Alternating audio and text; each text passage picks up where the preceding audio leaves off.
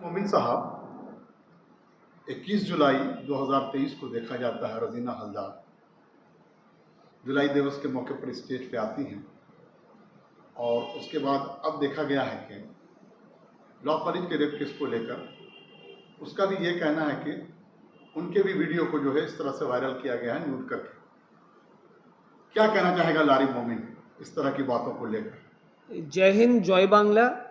अगर किसी भी लड़की ने ये कमेंट किया, इट्स नॉट स्पेसिफिकली कि वो रजन्या हल्दरी है, वो कोई और भी होती और उनका ये कमेंट आता, तो मैं यही दरखास्त करूँगा ऑल इंडिया तृणमूल कांग्रेस से, हमारी पार्टी से, कि अगर ये चीज़ उसके साथ उस वक्त हुआ है या नहीं हुआ है, आप इन्वेस्टिगेट करें।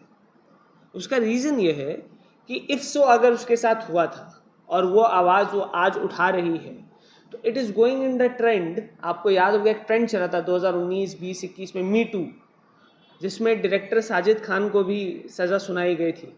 तो अगर कुछ ऐसा है तो इन्वेस्टिगेशन बहुत ज़रूरी है, नहीं तो यहाँ ये देखा जाएगा अगर वो चुप थी तो बहुत लड़कियाँ और भी चुप होगी, और अगर वो आज मुंह खोल रही हैं तो बहुत लड़कियों को इंसाफ मिल सकता है। और अगर इन्वेस्टिगेशन में वो गलत निकले तो उनके ऊपर डिफेमेशन का केस किया जाए और जितना हो सके, जितना मतलब सख्त से सख्त कार्रवाई हो उसके बाद उनके लिए किया जाए, क्योंकि अगर ये गलत है तो ये एक लालछन लगाया जा रहा है और लालछन लगाना भी सही नहीं है। लेकिन कुछ मैं सही बोलूं, गलत बोलूं, पक्ष में बोलूं या विपक्ष में बोलूं, इन सब से पहले इन्वेस्टिगेशन टीम का होना बहुत ज़रूरी है। क्योंकि आज आप देखिए यूथ का जो हमारा हालत है, क्योंकि अभी आपने देखा होगा साउथ लॉ कॉलेज का जो रेप केस हुआ है, जिसमें मनोजीत जो कल्प्रिट पाया गया है, वो लड़का को भी कहीं ना कहीं लिंक किया जा रहा है, not with the youth but the छात्रों परिषद ऑफ तृणमूल। रजन्या भी छात्रों परिषद से, she is not from the youth. अभी भी कल एक केस आया है, वो भी एक छात्रों का एक लड़का है जो कुछ भी केस में एक उसका भी नाम बहुत उछाला जा रहा है। तो मैं ये दरखास्त करूँगा तृणमूल कांग्रेस से, ऑल इंडिया तृणमूल कांग्रेस से, क्योंकि अगर आप एक टीम ऐसा नहीं बैठाएंगे जो सर्विलेंस में रखे लोगों को, तो ये आज नहीं तो कल ये सब मैटर अगर गलत भी है तो वो उछलेगा। और पब्लिक का मैटर यहाँ ये आता है कि वो उनको मुद्दा मिलना चाहिए। अगर उनको वो मुद्दा मिल गया, वो सही है या गलत है, पब्लिक पर्सपेक्टिव तो बना ही लेगा। तो आप उस पर्सपेक्शन से पहले जब आप देख रहे हैं कि इतना मैटर सामने आ रहा है, तो एक इन्वेस्टिगेशन टीम मुझे लगता है कि बहुत अच्छा होगा। I am speaking as an advocate, क्योंकि एक इन्वेस्टिगेशन टीम अगर हो जाएगा, अगर लालछन है तो कड़ाई होगा, और अगर नहीं है तो जिसने जिसने जो जो गलतियाँ किया है उसको सज़ा मिलना बहुत ज़रूरी है। क्योंकि तृणमूल कांग्रेस को मैं हक की पार्टी मानता हूँ, तो वो जस्टिस दिलाए, और जो जो अगर ऐसा कुछ हुआ भी है तो आई वांट कि उन लोगों को जस्टिस मिले। लेकिन सवाल ये भी उठता है ना कि इतने दिन पहले वो लोग, अगर उसके साथ कुछ गलत हुआ था तो पहले वो कहाँ थी? इतने दिनों के बाद आखिर ये बात को क्यों उछाला जा रहा है, जब ऐसा बहुत सारी चीज़ें चल रही हैं अभी फिलहाल? क्या मौके की तलाश थी? देखिए, आई डोंट नो रजन्या पर्सनली, मैं उनको पर्सनली नहीं जानता हूँ।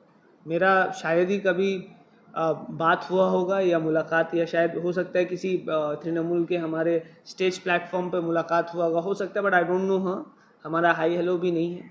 बट आप जो बोल रहे हैं इतने दिन के बाद उछाला गया, हो सकता है एज अ गर्ल्स पर्सपेक्टिव। आप देखिए, बहुत ऐसा केसेस 2019, 20, 21, 22 में आया था, मी टू वाला ट्रेंड, जहाँ एक ने आवाज़ उठाया तो फिर 100 लड़कियों ने आवाज़ उठाया। हो सकता है कि वो भी आवाज़ उठाना चाहती हो, शायद ये भी हो सकता है कि वो लालछन लगाना चाहती हो। दोनों में से एक पक्ष तो हो ही सकता है।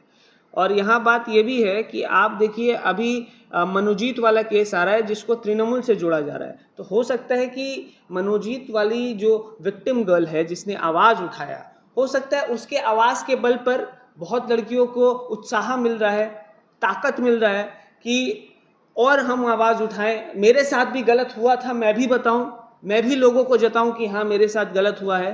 क्या पता है कि जो आज जो साउथ लॉ कॉलेज की विक्टिम गर्ल है वो बहुत लड़कियों की आवाज़ बन चुकी है, और ऐसा भी हो सकता है कि वो आवाज़ कभी रुके ना। क्या ममता बनर्जी से अपील करना चाहेंगे आप? जी, दीदी से मैं क्या अपील करूँगा। दीदी इज़ माई माई लीडर। दीदी मेरी जो है वही हमारी ताकत है। दीदी को सब कुछ पता है, ममता दीदी नोज़ एवरीथिंग।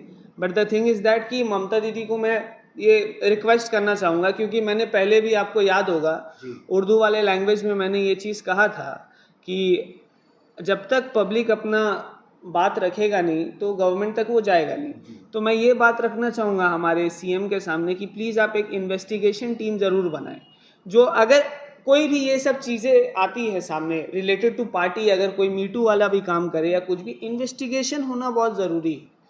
क्योंकि अगर सही है तो सज़ा दिलाना वो हमारे पार्टी का काम है, क्योंकि हमारी पार्टी हक की पार्टी है, वो हक दिलाने में आगे है। और दूसरा, अगर कोई गलत लालछन लगा रहा है तो उसके साथ भी सख्ती किया जाए, क्योंकि इतना आसान तो है नहीं कि हमारे छवि को ख़राब कर दिया जाए। टीएमसी की युवा नेता प्रियदर्शनी घोष, जो कि अतीन घोष की बेटी है, उन्होंने भी ये कहा कि आज जो ये इस तरह का बयान दे रही है रज़ीना हल्दार, इसके पहले वो कहाँ थी? इस पर क्या कहना चाहेगा लड़का? देखिए, प्रियदर्शनी का जो आपने आइडेंटिफिकेशन दिया है कि वो अतीन घोष की बेटी है, हाँ, कोई भी चैनल पे जो अतीन, हाँ, प्रियदर्शनी का पूरा जो नाम है प्रियदर्शनी घोष बावा। शी इज़ माई कलीग, वो मेरे साथ कमेटी में है, she is the secretary of state youth committee. तो मैं प्रियदर्शनी को ऐसे नहीं जानता हूँ कि वो अतीन घोष की बेटी है, मैं ऐसे ही जानता हूँ कि जैसे मैं तृणमूल का कार्य करता हूँ ऐसे प्रियदर्शनी एक कार्य करता है। प्रियदर्शनी ने जो भी बोला मीडिया में, मैंने अभी तक शायद सुना भी नहीं है, आपके चैनल पे दिया किसी भी चैनल में, उसने अपने समझ से बोला होगा, मैं अपने समझ से बोल रहा हूँ। See, every human has different mindset. मेरा ये माइंडसेट है कि देखिए, आज मैं तृणमूल में हूँ, मैं आप एक बात समझना, आप कल मेरे ऊपर कोई एलिगेशन आ जाए, आप समझिए, तो एलिगेशन जब तक आपके ऊपर वो एलिगेशन है तब तक इसका मतलब ये नहीं कि आप गिल्टी प्रूव हो गए हो। तो ये पार्टी वाली जो चीज़ें हैं, इसमें क्या होता है, जल्द से जल्द पार्टी डिसीजन ले लेता है। और मैं अपने होशो हवास में ये बात कह रहा हूँ कि इन चीज़ों, डिसीजन लेने से पहले इन्वेस्टिगेशन नहीं होगा तो कई निर्दोष को भी सज़ा मिल सकता है, ये हो सकता है। और अगर आपको पता है कि अगर आप ही का बताइए, अगर आप 15 साल किसी पार्टी में थे या 20 साल किसी पार्टी में थे, आपके ऊपर कोई एलिगेशन आ गया, जब तक आपके ऊपर इन्वेस्टिगेशन नहीं होगा, पार्टी आपको हटा दे तो आपको कैसा लगेगा? How will you feel?